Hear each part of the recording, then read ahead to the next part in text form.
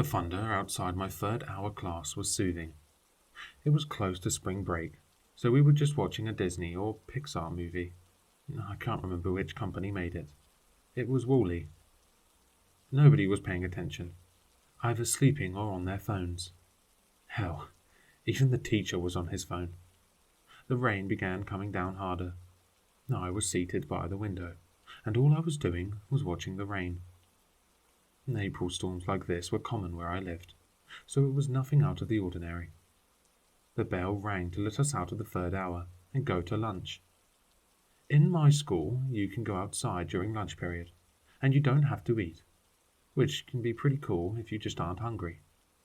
Of course, like usual, there are some of those kids, you know the ones, that thought it would be funny to go outside and get soaked. I checked my phone while eating, so I hadn't noticed that they hadn't come back all lunch period. I got a weather alert on my phone that we were under a tornado watch. Looking outside, it seemed about right. When the bell rang, I tossed my tray and headed to PE. The kids who had gone outside were supposed to be in that class. However, when the teacher did roll call, all three that had gone outside were absent. A couple of us were confused because we had just seen them. One kid spoke up to say that she'd seen them go outside during lunch. The teacher sighed and pressed a button to talk to the office. "Hello," the voice rang out over the speaker. "Yeah, Ethan, Luke, and Nate inside. My students said they were here just a couple of minutes ago." There was silence over the intercom. We all stood around awkwardly, wondering when we were going to play Capture the Flag. The voice came back over the intercom again after a couple of seconds. "And you said they're not with you?" "No, they're not here." We heard the intercom hang up after that. The teacher assumed that the kids were running around in the halls, and that the office staff had to try and find them. We started Capture the Flag, and it usually only takes 2 rounds of the game before the bell rings and we have to go. However, the bell didn't ring. We ended up playing a 3rd round before we realized something was wrong. Our attention snapped to the clock, which was 13 minutes after the class was supposed to end. Just as we were preparing to leave, the intercom rang out. "Attention teachers, keep your students in your class until further notice." My stomach sank. I was always a nervous kid. This made me nervous like many other things do. The teacher looked confused for a second, before switching the game to Martian Tag. We played for a while before getting tired. He conceded and put on a movie for us to watch, Space Jam. A couple minutes in and we heard a blood-freezing shriek from outside the classroom. The teacher naturally got up to investigate, and all of us were staring at the door in fear, wondering what could have made that noise. A kid I didn't know too well, Kai, snuck over to the door to look out of the small windows. He stared for a couple seconds before pushing the door open and leaving. I had no idea what to do, but after 3 other students did the same, I freaked out. Everyone in the room was starting to wonder what was happening, so we made our way to the door. All 14 of us left, and we peeked out the window. It was just the empty hallway. It was still raining outside, and it was getting unnaturally loud. "Well, I'm going home," a kid said before pushing us out the way and leaving the gym. I wanted to get out of there at that point too. Slowly, everyone filed out of the gym and went off in different directions. All I had on me was my phone, but that was the only important thing I brought to school. I decided to just head straight for the exit, as did one other person, Max. He was annoying, but in a way that makes everyone happier. It's hard to explain. We didn't talk much as we rushed for the front exit. When we did make it, the office next to it was abandoned. Nobody was in sight, and the lights were off. We looked outside into the rain, and we weren't able to see anything at all.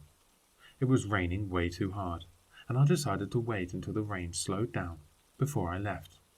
However, Max did not share this same line of thought.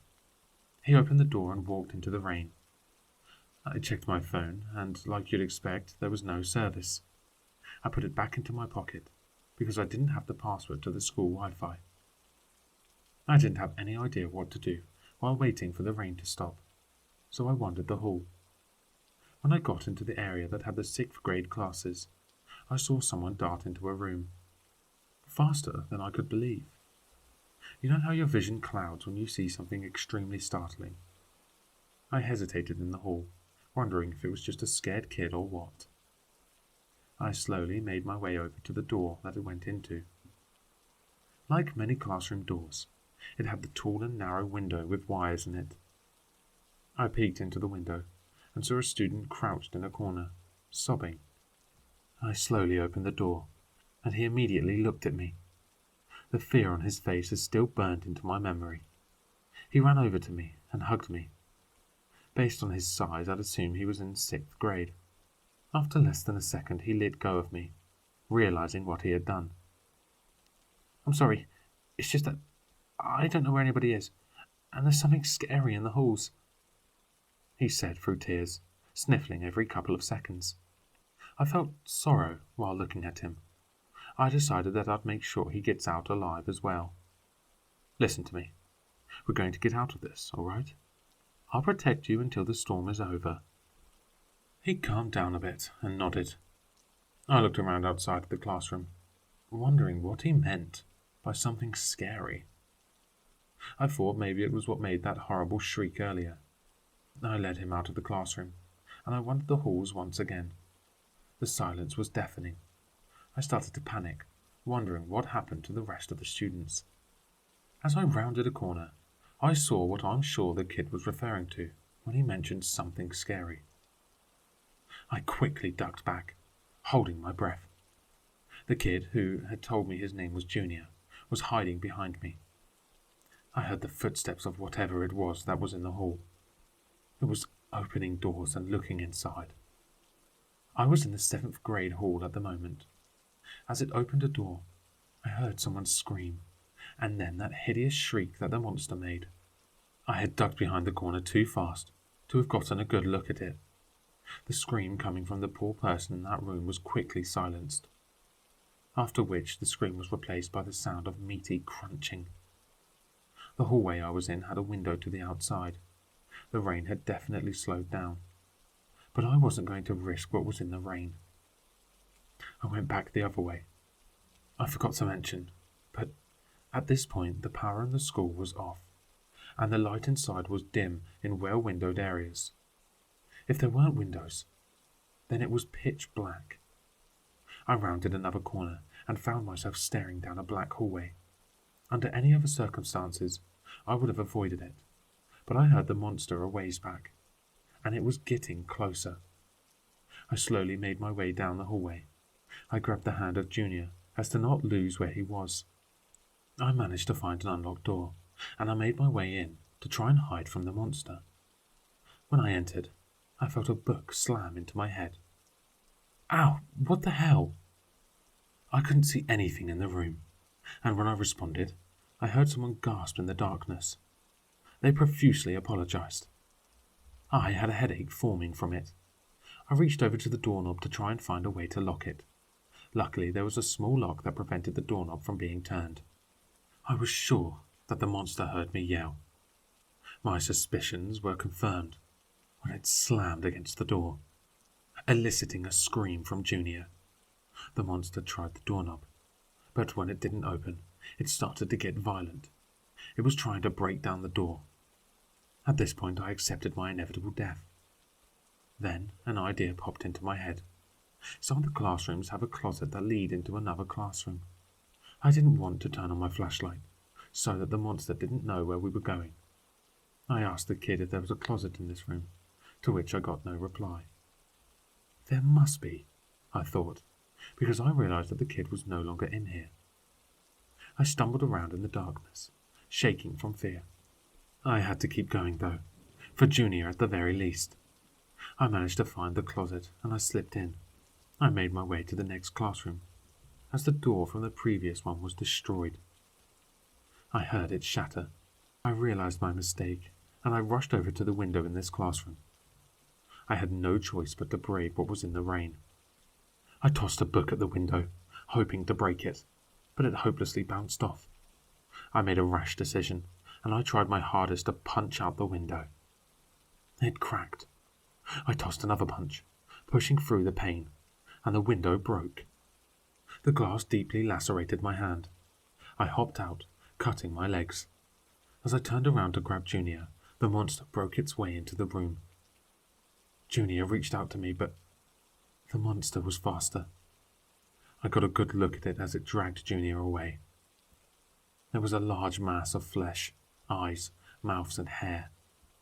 It grabbed Junior and left the room. I went numb.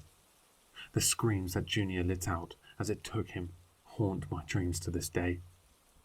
I tried to figure out where I was outside, as the rain slowed to a drizzle. I was in the parking lot, where it had to be. A dozen police cars and ambulances were waiting. EMTs ran over to me when they saw me. From that point to the hospital, it was a blur. My parents, police, government agents. I got asked questions from everybody that knew about what happened. In the end, I got no answers. All I know was that 112 people were missing. I never knew what came of the monster, or what happened to the people who disappeared in the rain. I left the town soon after, and now I live in southern Indiana. That was 4 years ago. I recently graduated high school, and I tried to find out if the event was recorded online in some way or another. I couldn't find anything about it. No obituaries, no nothing. Anytime it rains now, I always get scared. My only hope is that whatever the monster was, it didn't escape.